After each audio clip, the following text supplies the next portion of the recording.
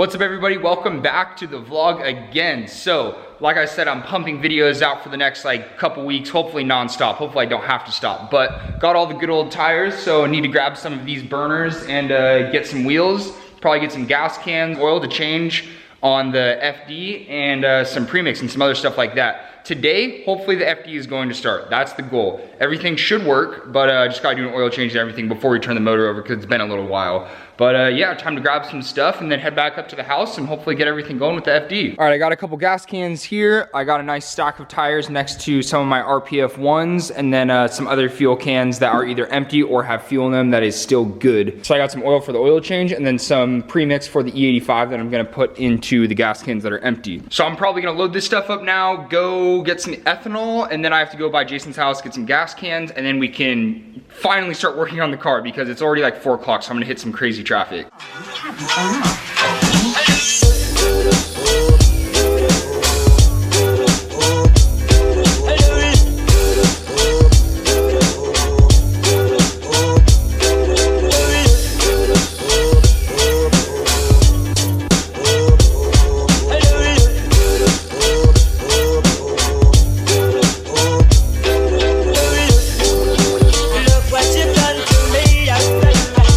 Everything literally fit perfectly. We have 10 tires, 4 wheels, an ice chest, and these straps will be able to fit back there easily. Also, we have like 8 gas cans. So good thing on having a 8-foot bed, you can fit a lot of stuff. There we go.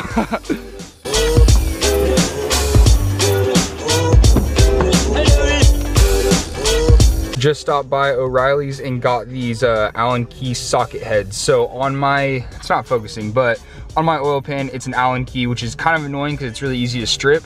And I don't remember the size, so I got a 9 and a 10, and they're open for another couple hours, so worst case scenario, I'll just go return one of these.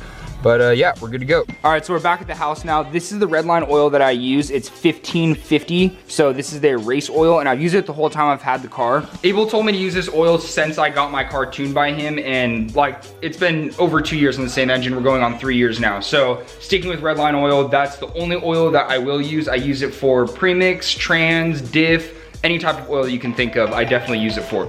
Sorry about that. But yeah, so gonna do the oil change right now, jack the car up, get everything going, and then we're gonna turn the car over, let it run for literally like 2 seconds because it is getting late and I don't wanna make the neighbors mad, but just enough to know that the car is good to go for when I take it to Abel's shop tomorrow and we get all the fab work done to it. Since I'm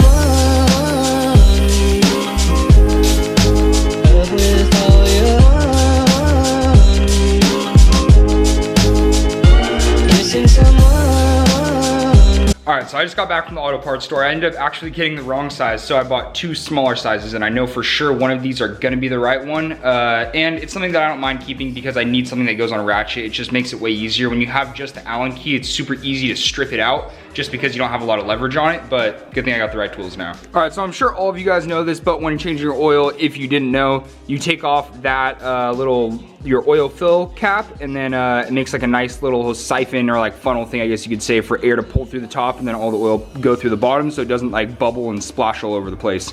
So I'm gonna do that real quick. And sorry, I'm in a rush right now. It's currently 9 o'clock and our neighbors are not gonna be happy when I start this car up without an exhaust on. So I'm really trying to get this done as soon as possible, but I'm gonna try and explain as I'm doing it just so you guys can kind of see how I do it. But I will go more in depth on another video pretty soon. The oil drain plug on this pan it's an aluminum plug and it uses an Allen key. It's like really poorly designed and I've had some problems with it before, but I guess right now was its time and it just finally decided to fully strip out from other people using like other Allen keys before I had the car.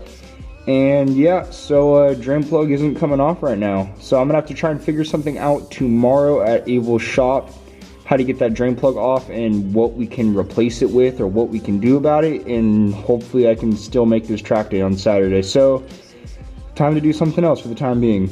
Well, this is pretty much one shitty thing after another.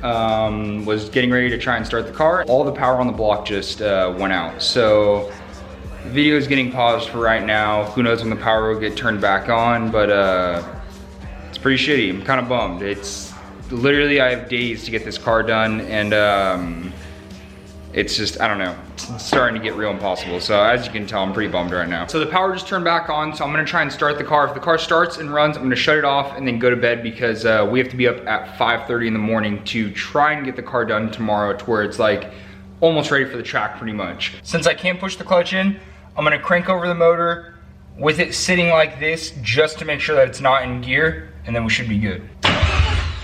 Okay, feel one.